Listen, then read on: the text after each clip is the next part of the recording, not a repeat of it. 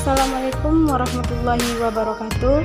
Perkenalkan, saya Sarla Lestari dari kelas 2D Pendidikan Geografi dengan NIM 1211132136 UIN Suskariau. Baiklah, pada kali ini kita akan membahas daur biogeokimia. Adapun daur biogeokimia antara lain sebagai berikut. A. Daur nitrogen. Pengertian daur nitrogen. Di alam, nitrogen digunakan dan juga dibuat kembali dalam suatu siklus yang disebut dengan daur nitrogen. Daur nitrogen adalah pergerakan nitrogen di alam, baik melalui bagian biotik maupun abiotik dari suatu ekosistem. Proses daur nitrogen. Adapun beberapa proses daur nitrogen antara lain fiksasi. Fiksasi ini dibagi pula menjadi 3 bagian, yaitu fiksasi biologis, fiksasi petir, dan fiksasi industri. Fiksasi ini adalah proses perubahan nitrogen dari atmosfer menjadi amonia. Proses daur nitrogen selanjutnya yaitu nitrifikasi.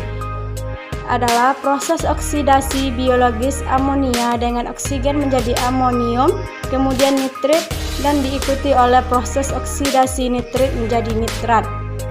Proses daur nitrogen selanjutnya yaitu asimilasi. Adalah proses pembentukan senyawa nitrogen organik. Proses berikutnya yaitu amonifikasi. Adalah proses sisa-sisa tanaman serta limbah terurai oleh organisme kemudian menghasilkan amonia. Proses daur nitrogen terakhir yaitu denitrifikasi. Adalah proses reduksi nitrat yang berubah menjadi gas nitrogen dalam siklus nitrogen. Manfaat daur nitrogen: membantu alam proses sintesis protein, asam amino yang memiliki peranan vital dalam kehidupan organisme seperti pertumbuhan, hormon, fungsi otak, dan sistem kekebalan tubuh. Siklus nitrogen dapat terganggu akibat aktivitas manusia antara lain pembakaran bahan bakar fosil, penggunaan pupuk nitrogen buatan, serta pelepasan nitrogen ke dalam air limbah. B. Daur fosfor. Pengertian daur fosfor merupakan suatu proses perubahan fosfat anorganik menjadi fosfat organik yang kembali lagi menjadi anorganik secara terus-menerus tanpa jeda waktu. Di dalam alam, fosfor mempunyai 2 bentuk senyawa, diantaranya sebagai berikut. 1. Senyawa fosfat organik merupakan senyawa yang terkandung dalam kandungan makhluk hidup seperti manusia, tumbuhan, dan juga hewan. 2. Senyawa fosfat anorganik merupakan senyawa fosfat yang ada dalam benda mati dalam satu lingkungan seperti tanah, batu, dan juga air. Proses daur fosfat pelapukan batuan. Daur fosfor diawali dari sumber utama fosfor yang ditemukan dalam batuan melalui proses pelapukan. Pelapukan tersebut secara alami dipengaruhi oleh faktor cuaca, hujan, dan erosi hingga mengakibatkan fosfor berpindah ke tanah. Manfaat daur fosfor: bahan untuk pupuk, pestisida, deterjen, kembang api, pasta gigi, bahan peledak, dan korek api. Membantu proses di dalam tubuh makhluk hidup seperti metabolisme lemak, karbohidrat, dan asam nukleat.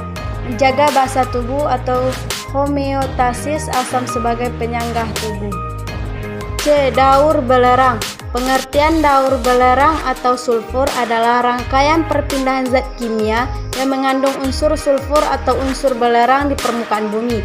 Belerang di alam ditemukan dalam berbagai bentuk. Dalam tanah, belerang ditemukan dalam bentuk mineral, di udara dalam bentuk gas sulfur dioksida, dan di dalam tubuh organisme sebagai penyusun protein. Proses daur belerang atau sulfur: aktivitas dari gunung berapi, sumber air panas yang mengandung belerang, serta hasil dari penggunaan bahan bakar fosil turut melepaskan sulfur ke atmosfer dalam bentuk gas CO2. Setelah itu, gas CO2 yang telah berada di udara akan mengalami oksidasi dan kemudian menjadi gas sulfat, yaitu CO4. Manfaat daur belerang atau sulfur yaitu membantu pembentukan butir hijau daun sehingga daun menjadi lebih hijau, meningkatkan kandungan protein dan vitamin tanaman, serta menambah jumlah anakan produksi pada tanaman padi. D. Daur karbon. Pengertian daur karbon adalah perubahan senyawa berbasis karbon dan oksigen dari satu bentuk lain. Daur karbon merupakan bagian dari daur energi. Reaksi fotosintesis sangat esensial untuk daur karbon maupun daur energi. Melalui proses fotosintesis tersebut, karbon dioksida berhubungan dengan makhluk hidup. Proses daur karbon. Daur karbon dimulai dari karbon yang berada di atmosfer mengalami pergerakan dan perpindahan melalui tumbuhan atau produsen, konsumen, dan organisme pengurai. Kemudian karbon akan kembali ke atmosfer. Manfaat daur karbon yaitu mengembalikan karbon yang ada di atmosfer ke organisme hidup, fotosintesis, dan respirasi. Karbon dioksida hasil respirasi makhluk hidup dan aktivitas manusia akan menuju ke atmosfer. Jika tidak diserap oleh tumbuhan serta alga, maka akan menyebabkan efek rumah kaca. Daur air. Pengertian daur air atau hidrologi adalah sirkulasi air yang menggambarkan pergerakan molekul air H2O dari atmosfer ke bumi dan sebaliknya, yang tidak pernah berhenti sehingga membentuk rangkaian melingkar perjalanan molekul air di bumi yang disebut siklus.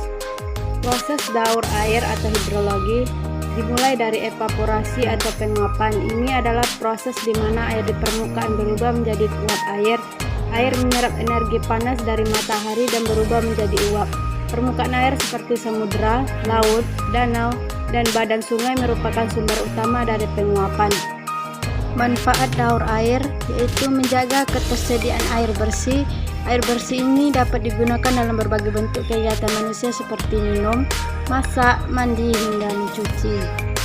Baiklah, itulah 5 daur biogeokimia. Semoga dapat bermanfaat bagi kita semua. Akhirul kalam. Wassalamualaikum warahmatullahi wabarakatuh.